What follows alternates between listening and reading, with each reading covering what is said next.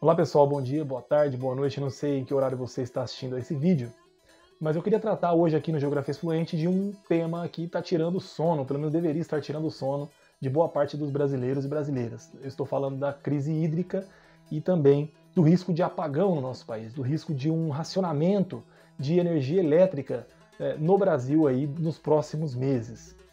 Nós já vivenciamos uma situação parecida, digo nós, claro, eu sei que nem todos têm a minha idade, né, ou são mais velhos que eu, mas em 2001 aconteceu um apagão no Brasil. Nós tivemos racionamento de energia, durante um longo período foi uma crise dramática, com diversas repercussões. Agora eu queria te convidar a pensar no que seria um verão aqui no nosso país, um país com clima predominantemente tropical, né, com verões muito quentes, sem a possibilidade de usar um ar-condicionado, de usar a energia elétrica, né, ou equipamentos de refrigeração, como geladeiras, freezers. Já dá para ter uma ideia do drama que nós poderemos viver aí nos próximos meses, né? E é claro que o problema não para por aí, ele é muito mais grave do que esse, de risco de ficar sem energia, nós, consumidores domésticos, residenciais, ficarmos sem energia. Claro, tanto a elevação do custo de energia quanto a possibilidade de racionamento pode afetar muito a economia, por conta de uma elevação dos custos de produção ou da impossibilidade de produzir, e também, eu diria que até principalmente, aquela parcela da população que simplesmente não terá meios para pagar uma conta de energia mais cara. Então terá que escolher entre pagar a conta de luz e comprar alimentos básicos, né? Comprar os itens básicos para a sua sobrevivência. E eu não estou falando de uma parcela pequena num país como o nosso, que é um país em que a desigualdade social é abissal, é gigantesca, é gritante. Nós temos a maior parte da população incluída nessa parcela de pessoas que terão o seu orçamento esgarçado pelo aumento da conta de luz.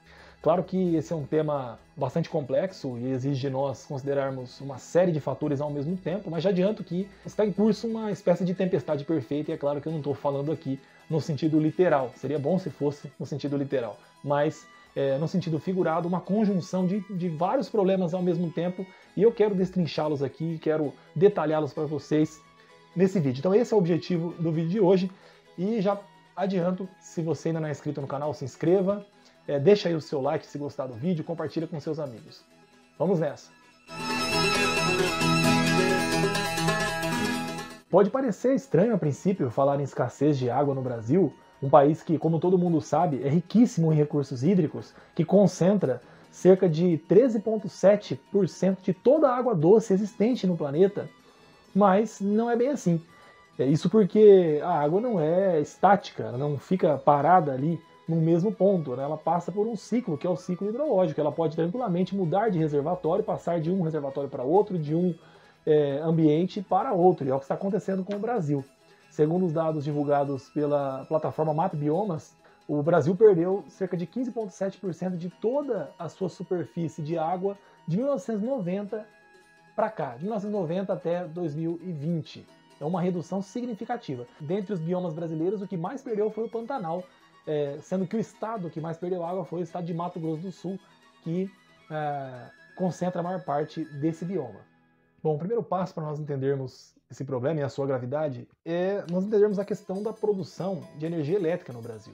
E aí, antes disso, nós temos que entender a produção de energia de maneira geral no Brasil em comparação com o mundo. Então, para isso, nós usamos um conceito que é o conceito de matriz energética e uma variação que é a matriz elétrica. O que são essas matrizes? Bom, matriz é o conjunto de fontes de energia que são utilizadas num determinado território. No caso aqui, estamos falando de países ou do mundo como um todo. Então, quando eu falo em matriz energética mundial, eu estou pensando nas fontes energéticas, naquilo que é usado para produzir energia no mundo como um todo. Quando eu olho para o mundo, eu percebo que apenas 14% de todas as fontes energéticas utilizadas, né, na matriz energética mundial são as chamadas fontes renováveis.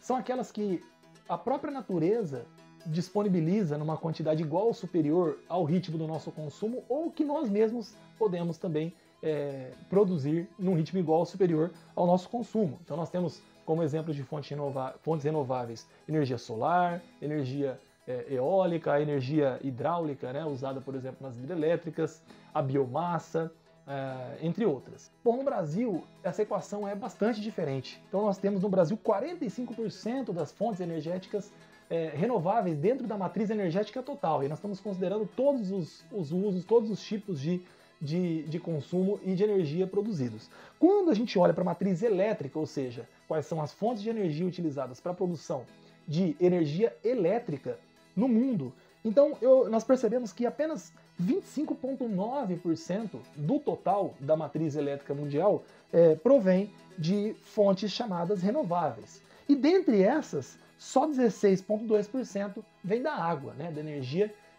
hidrelétrica.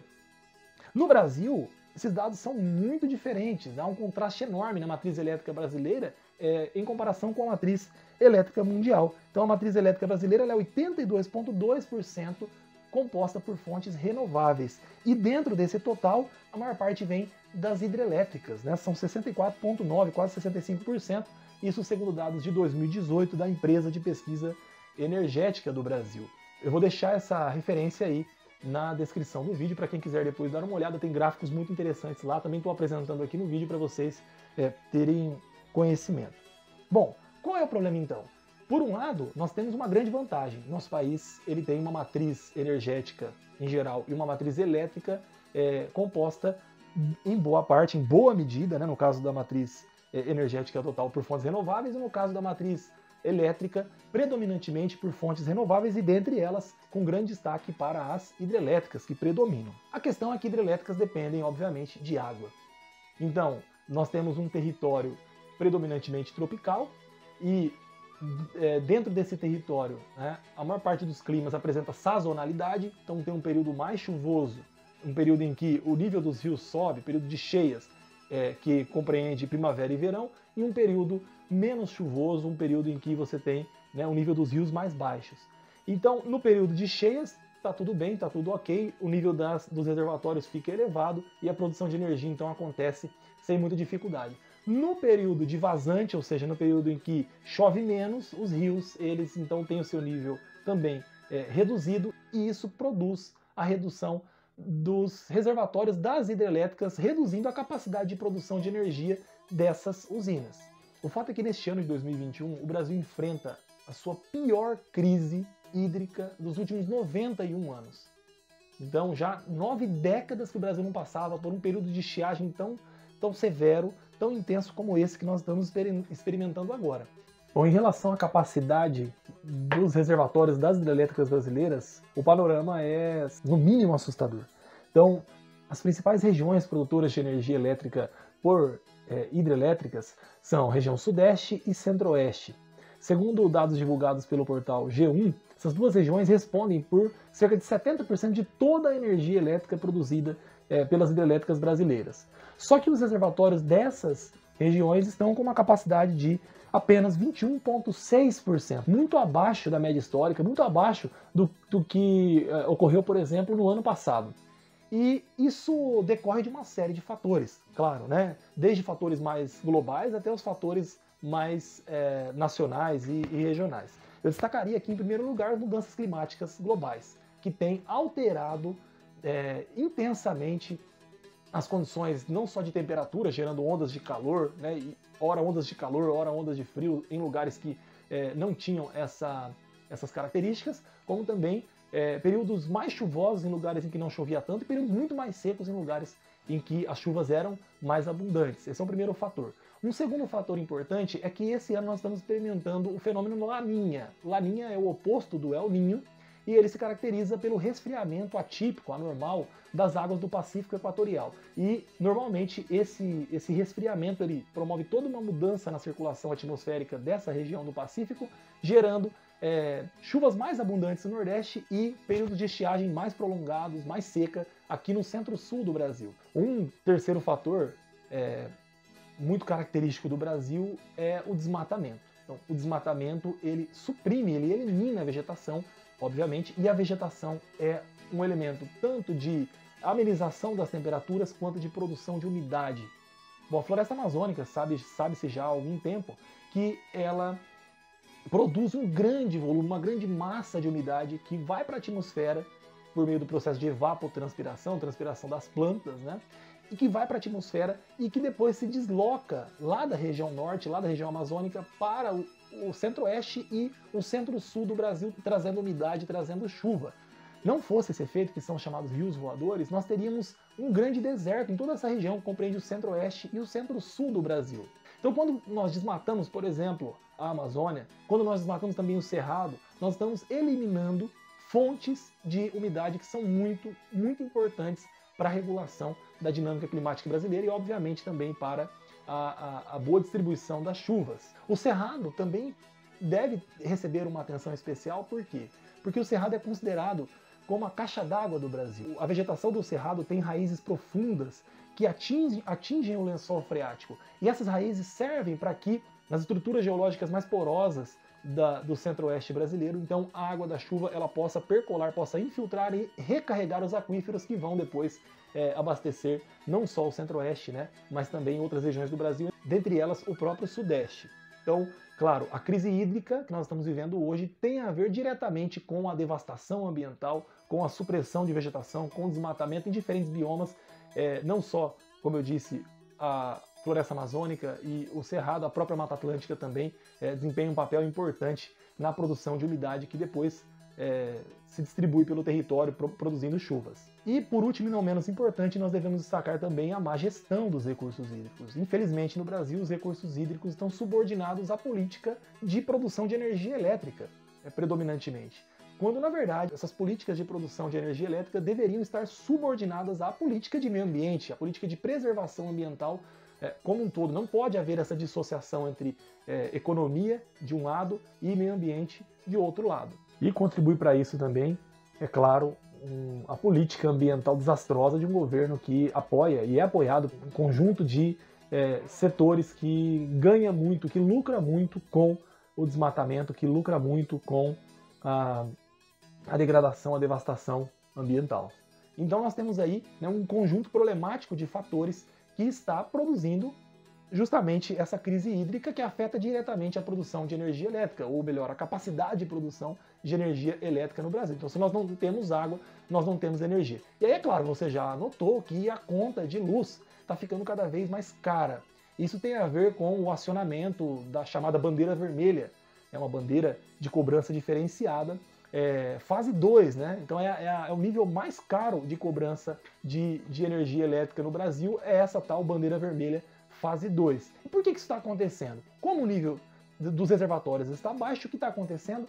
O operador do sistema de produção de energia elétrica está ativando as usinas termoelétricas. O que são essas usinas termoelétricas? São usinas que produzem energia elétrica não a partir da água, embora elas também utilizem água para resfriar os sistemas, mas a partir principalmente de queima de combustíveis fósseis. Então aí tem dois problemas. Primeiro, porque as termoelétricas elas produzem uma energia muito mais cara do que as hidrelétricas, então isso pesa no nosso bolso, estamos sentindo esse peso na nossa conta de luz. E segundo, elas estão também contribuindo com a produção de gases do efeito estufa, né, como por exemplo o dióxido de carbono, queimando combustíveis fósseis à base de petróleo, como o diesel, por exemplo. E aqui é muito importante a gente ressaltar que o Brasil ele tem um potencial de geração de energia elétrica renovável que é praticamente infinito, está entre os maiores do mundo. Eu estou falando especificamente de energia solar e de energia eólica, por exemplo. Então nós temos uma capacidade de geração dessas fontes energéticas que, além de renováveis, são limpas, ou seja, não produzem poluição atmosférica, não produzem gases do efeito estufa, que é muito grande, que é gigantesca, mas infelizmente não há no Brasil um estímulo para essa produção, não há uma política séria de incentivo a esse tipo de produção. E aí, para a gente fechar esse panorama caótico e bastante preocupante, nós temos também que mencionar pelo menos o fato de que a Eletrobras, empresa brasileira que cuida, né, da produção de energia elétrica no Brasil, ela está sendo privatizada. Já foi aprovada, já foi sancionada, aliás, né, a medida provisória que autoriza a privatização da Eletrobras. Então a Eletrobras ela é importante porque ela é o único órgão público que pode cumprir esse papel de centralização, de um planejamento estratégico, né, para a produção de energia elétrica. E, claro, o discurso, como sempre, pressupõe que tudo que é público não presta, não funciona bem, e que o que é privado, por outro lado, é o que funciona, é o que é mais dinâmico do ponto de vista econômico, que evita desperdício, que vai oferecer um preço menor para o consumidor. Mas isso nem sempre é verdade, nesse caso especificamente é um pressuposto muito complicado, porque nós estamos assistimos recentemente, né, a crises elétricas, inclusive a um apagão lá no estado do Amapá, que é um estado onde a produção de energia elétrica já foi privatizada. Então mostra também a ineficiência do setor privado, que não tem essa capacidade de coordenação no âmbito nacional.